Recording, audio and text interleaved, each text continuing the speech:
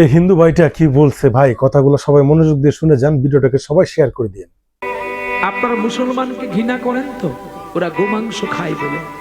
মুসলমান এখনো তোমাদের মারেনি, এখনো তোমাদের বাবার ভাগ্য।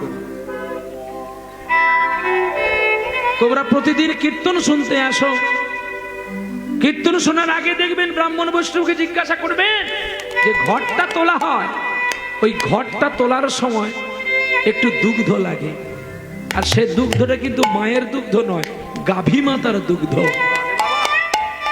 যে গাভী মাতার পায়খানাটাকেও গোবিন্দ গ্রহণযোগ্য করে, যে গাভী মাতার পেশাবটাকেও গ্রহণযোগ্য করে, সেই গাভীর দুগ্ধ খাওয়ার পরে মুসলমানকে কোরবানিতে বিক্রি করো, তোমাদের লজ্জা করে না? আর তোমরা কিনা বলো মুসলমান গরু মাংস খায়, তাহলে সে তোমার গরুকে নিয়ে কি আলমারিতে রাখবে, শোকেশে রাখবে? তুমি তো জানো খাবে, তাই তুমি বিক্রি করেছো।